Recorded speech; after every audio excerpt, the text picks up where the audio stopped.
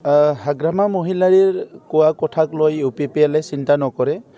UPPLে কি কৰিব লাগে আৰু নালাগে সেইটো UPPLে খুব ভালকৈ বুজি পায় আৰু হাগ্ৰামা মহিলাৰীয়ে নিজৰ দলক শক্তিশালী কৰা, নিজৰ দলৰ ইলেকশ্যন জিকাক লৈ পেলাই ব্যস্ত হ'লে ভাল হ'ব।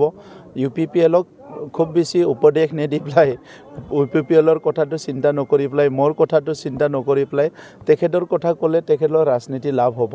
কাৰণ যোৱা 17 বছৰত তেখেতে সদায় মোৰ কথাই চিন্তা কৰি আহিছে। একফালৰ পৰা মই ধন্যবাদ জনাইছোঁ হাগ্ৰামা মহিলাৰী ডাঙৰীয়াই যে সদায় মোৰ কথা চিন্তা কৰে আৰু মোক উপদেশ দিছে কি ভাল হ'ব কি বেয়া হ'ব। কিন্তু UPPL দল আজিৰ তাৰিখত ইমান দুৰ্বল নহয় কি আমি হাগ্ৰামা মহিলাৰীৰ এডভাইচ মতেহে চলিব লাগে।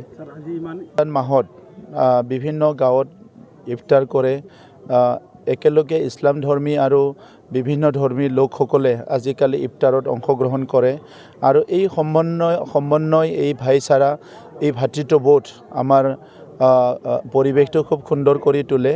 এটা সময়ত আমাৰ মাজত এটা ভুল বুজাবুজি আছিলে, বেয়া চিন্তা আছিলে। সেই সময়ত অলপ ৰাজনৈতিক নেতৃত্বৰো কিছুমান ভুল পদক্ষেপৰ কাৰণে তেনেকৈ এটা পৰিৱেশ হৈছিলে। কিন্তু আজি বিটিআৰত পুনৰ স্থায়ীভাৱে শান্তি ঘূৰি আহিছে আৰু মই দেখিছোঁ গাঁৱে ভূঞে বিভিন্ন অঞ্চলবিলাকত আমাৰ হিন্দুসকলৰ বিভিন্ন ধৰ্মীয় অনুষ্ঠানবিলাক যেনেকৈ হৈ আছে, ইছলাম ধৰ্মীয় লোকসকলৰো ঈদৰ পৰা লৈ পেলাই বিভিন্ন কাৰ্যসূচীবিলাক খুব সুন্দৰকৈ হৈ আছে আমাৰ অঞ্চলত আৰু তেনেকুৱা পৰিৱেশ সদায়।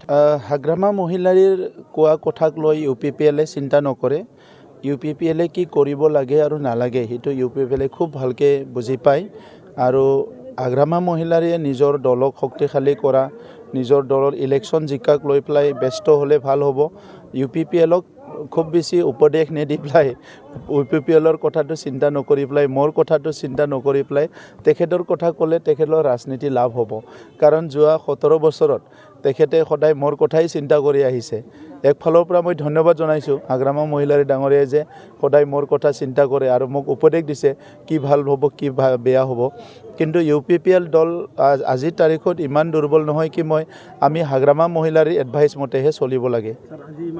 মাহত বিভিন্ন গাঁৱত ইফতাৰ কৰে, একেলগে ইছলাম ধৰ্মী আৰু বিভিন্ন ধৰ্মী লোকসকলে আজিকালি ইফতাৰত অংশগ্ৰহণ কৰে আৰু এই সমন্বয় এই ভাইচাৰা এই ভাতৃত্ববোধ আমাৰ পৰিৱেশটো খুব সুন্দৰ কৰি তোলে।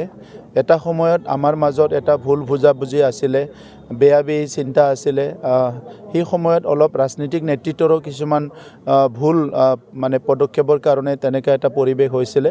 কিন্তু আজি বিটিআৰত পুনৰ স্থায়ীভাৱে শান্তি ঘূৰি আহিছে আৰু মই দেখিছোঁ গাঁৱে ভূঞে বিভিন্ন অঞ্চলবিলাকত আমাৰ হিন্দুসকলৰ বিভিন্ন ধৰ্মীয় অনুষ্ঠানবিলাক যেনেকৈ হৈ আছে, ইছলাম ধৰ্মীয় লোকসকলৰো ঈদৰ পৰা লৈ পেলাই বিভিন্ন কাৰ্যসূচীবিলাক খুব সুন্দৰকৈ হৈ আছে আমাৰ অঞ্চলত আৰু তেনেকুৱা পৰিৱেশ সদায় থাকক সেইটোকে মই কামনা কৰোঁ।